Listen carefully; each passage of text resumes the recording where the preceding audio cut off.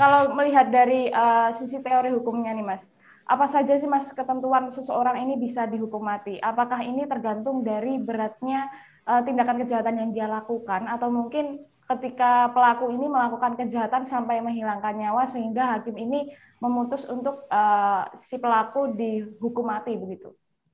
Ya, jadi ada beberapa pertimbangan di dalam pasalnya. Contoh kecil di dalam Undang-Undang Tipikor ya, pasal 2 ayat 2 Undang-Undang 3199 yang dirubah dengan Undang-Undang 20 2001 itu bisa dijatuhi hukuman mati itu karena ada beberapa tindakan korupsi itu dilakukan dalam waktu tertentu, artinya dalam kondisi tertentu, kan gitu. Terus yang kedua berkaitan dengan narkotika. Narkotika itu adalah gembong di mana dia mengedarkan di atas 5 kilo sampai 10 ada yang sampai ratusan kilo, kan gitu.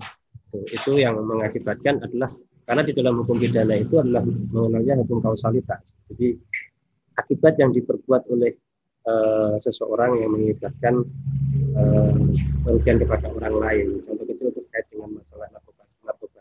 Tapi kembali dengan pokok permasalahan yang berkaitan dengan kasus Heri Irawan ini, tentu berbicaranya adalah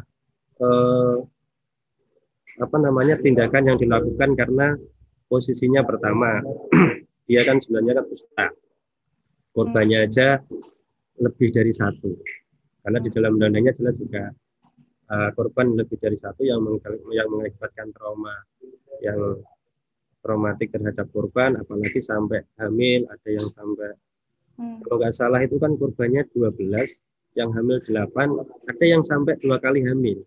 Cuman yang menjadi pertanyaan itu, apakah tindakan yang dilakukan ini, kan kita kalau saya tidak mau menyentuh di dalam pokok perkara yang dilakukan oleh di dalam persidangan itu tidak, tetapi kalau melihat dari berita yang ada, tentu orang ini kan melakukan perbuatannya kan tidak hanya satu kali, lebih dari satu kali, korbannya lebih dari itu juga. Apalagi itu berbau pondok pesantren. Ini sangat miris sehingga ini mencoreng nama pondok pesantren menurut saya. Artinya kalau sampai jaksa penuntut umum melakukan tuntutan seumur hidup, apalagi ditambahi dengan dikebiri, terus diumumkan identitasnya, itu menjadi efek jera bagi pelaku yang lain. Karena mungkin tindakan-tindakan kejahatan itu tidak hanya di ruang terbuka, bisa ruang tertutup, kan gitu.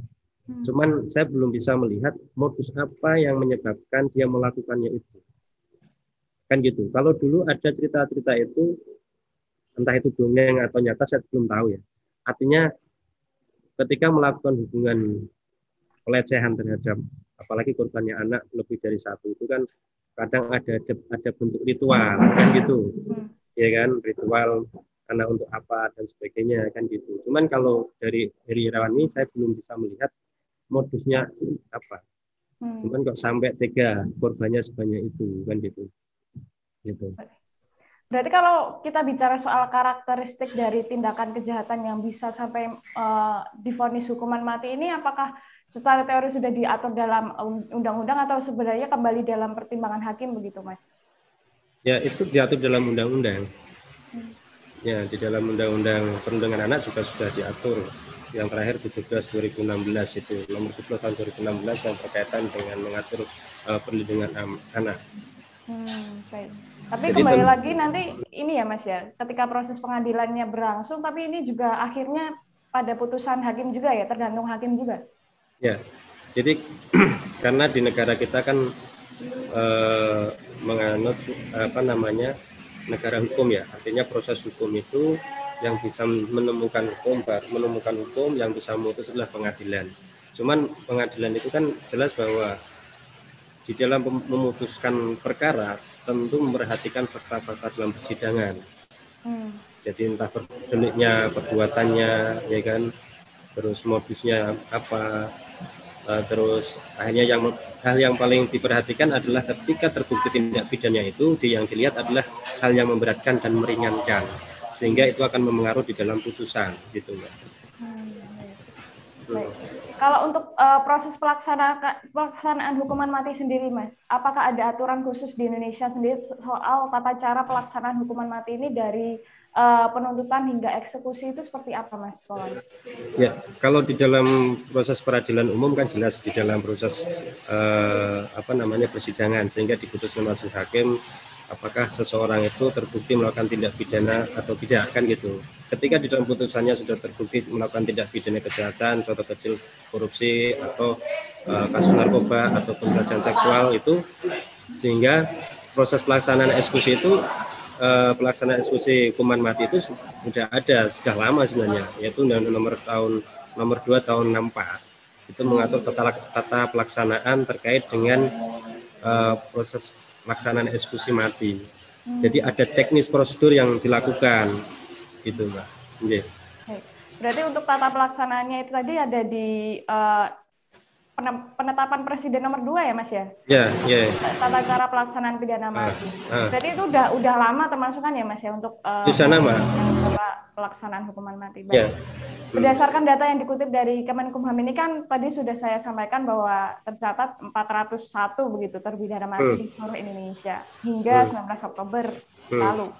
Tapi kasusnya ini kan banyak, Mas, ada narkotika, ada pembunuhan hingga psikotropika. Sebenarnya hukuman mati ini berlaku untuk tindak pidana apa sih, Mas? Mungkin seperti pembunuhan misalnya. Pembunuhan yang seperti apa hingga sampai si pelaku ini divonis hukuman mati begitu?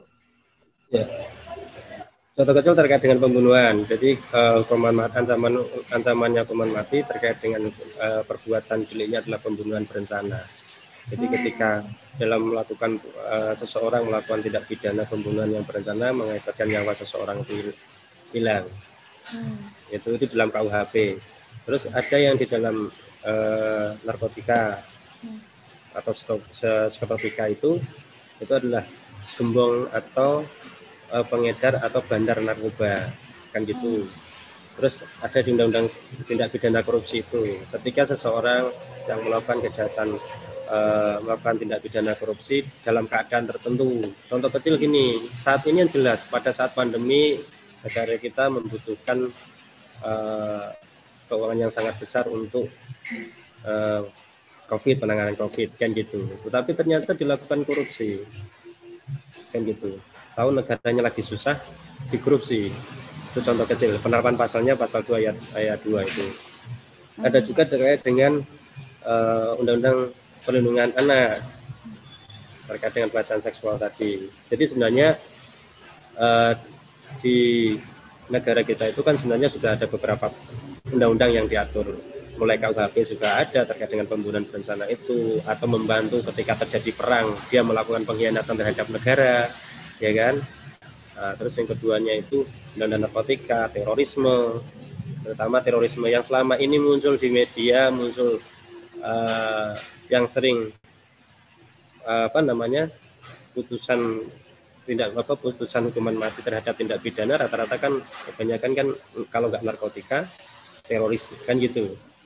Kejahatan menghilangkan nyawa seseorang atau pembunuhan berencana 340 gitu kan, itu agak jarang.